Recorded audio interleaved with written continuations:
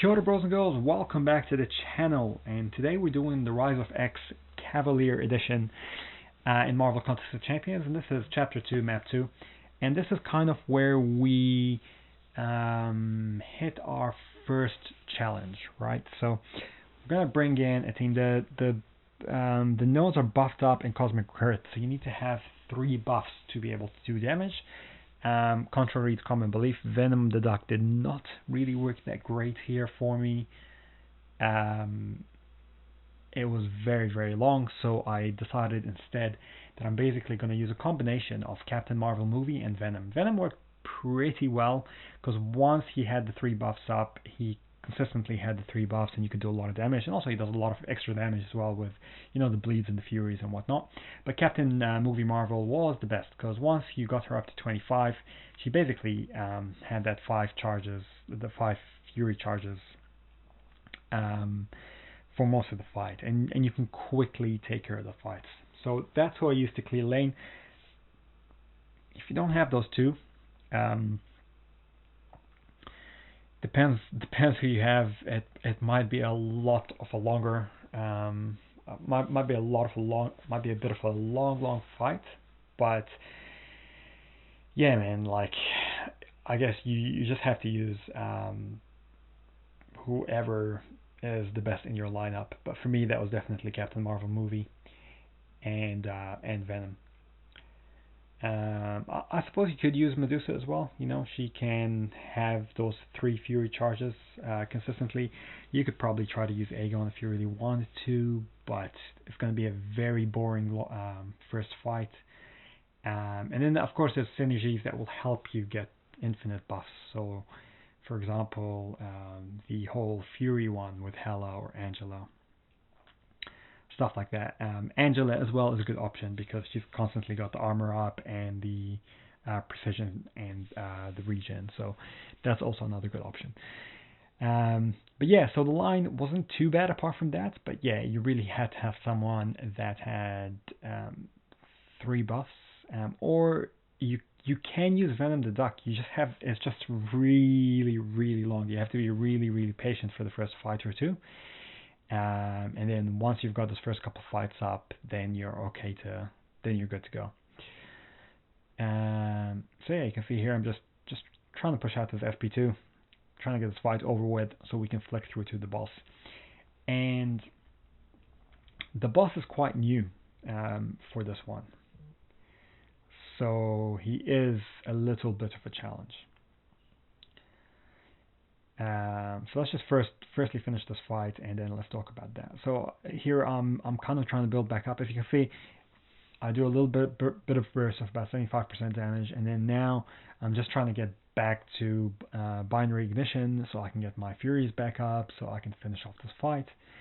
Now imagine with Venom the Duck that basically that 75% becomes like, you know, 5 to 10%. And then you're building up to your SB3, and then you're doing as much damage as you can. Then you're building up to your SB3, and rinse and repeating. So it's really, really long. But CMM does it in pretty good time. So she doesn't make me want to, you know, just throw the game in the bin. So when we flick across to the boss of Chapter 2, Map 2, and that is Professor X. And this guy is quite tricky, man. If you haven't already, go check out the Dork Diggity Dave breakdown of this guy. He goes through it quite well. He's basically got increased attack, increased health, physical resistance, no use in hiding. He has this whole channeling thing. So if you have a look at his abilities, basically he can start channeling, and that gives him prowess, which does more damage than SP. Most of his attacks are energy, with only his first medium being a basic attack. He's immune to mind control, which doesn't matter for you. He has falters. Every time you hit him with a basic attack, the next hit is going to trigger falter, and that has a 20-second cooldown, so that can really kind of dodge your rhythm a little bit. But also, he has these cerebro charges. Every time he wants to fight, and the cerebro charges increases synergy, that increases his damage, does a whole bunch of other stuff.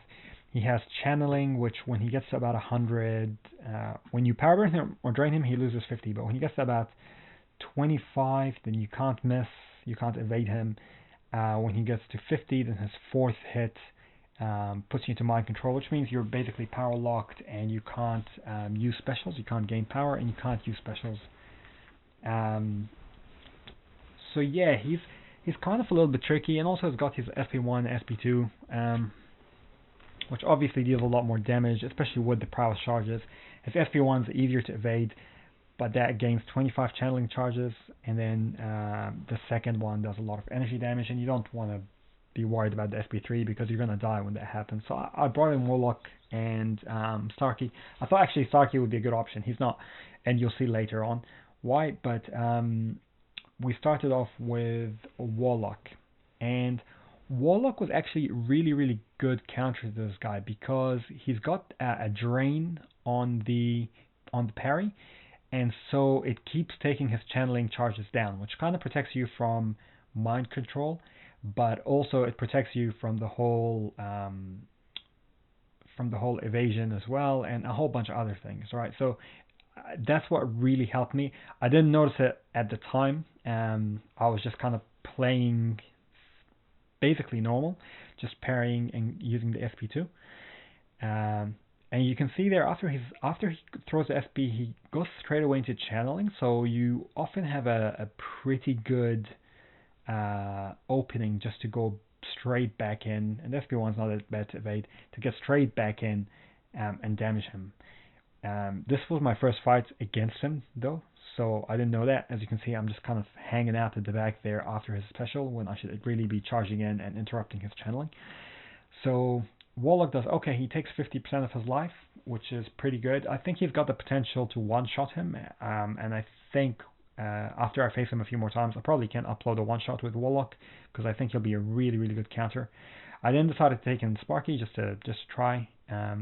Here's the thing though, and here's the reason why it doesn't work. You can evade and you can build up your poise charges, but by the time that you have built up your poise charges, his channeling rate goes up by 1 or 2 because he's a defender every second.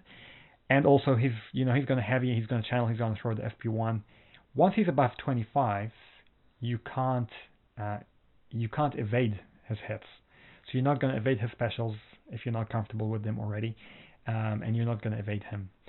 And also you've got that falter thing, and you're not really power draining him either. So it becomes a little bit, as you can see, you miss one hit with the falter, and then he kind of ruins you. So I don't recommend Starkey, even though he does a lot of damage. He's not really going to get into a nice rotation. So then I took in Quake, and my thinking with Quake was that, oh, well, so long as I keep him, as he doesn't hit me, I can damage him. But as you'll be able to see there, once he's above 25, same kind of thing, you can't evade. So that ruins Quake, that ruins probably Ghost as well, and that ruins Starkey. So the only option that was left at this point, because I didn't want to particularly use Revive unless I had to, was Captain Marvel movie. I decided I'm going to give her a shot. And Captain Marvel movie does okay because she does a lot of burst damage right up front. And so even before he gets to 25 channeling charges, we've got the SP2 down on him. We're going to throw in heavies, and we've got the kind of backstop of the indestructible as well to help us last in the fight a little bit longer. Now I'm trying to play a little bit around that whole falter thing, and he finishes me off, but we take a decent chunk out of his life. So those two really kind of worked out pretty well. I wouldn't think that Captain Marvel the movie would be able to one-shot him, but I definitely think that Warlock can. So then we revive him, and we go in for hopefully the final fight. I can't remember if it was or not, but I think we did pretty well here. So now, with a bit more understanding, and after reading his stuff, and after facing him a few more times, I know now if I parry him, I'm going to drain him, and that's going to drop his channeling stuff down. And I know that if I do one hit after the falter, so you can see there he's at 100, and he gives me the mind control, and now I can't use my specials, and that really messes me up. I have to wait until the mind control is up, and now I'm back to I'm back to normal. And so there's a few things that you're balancing. You're balancing the falter, you're balancing the mind control, you're trying to drain him, you're trying not to push into his SP2 because the SP1 is easier to evade, and you're learning both those things. So I think it's a little bit tricky to begin with, but I definitely think that he's not the worst boss in the world once you get the hang of him.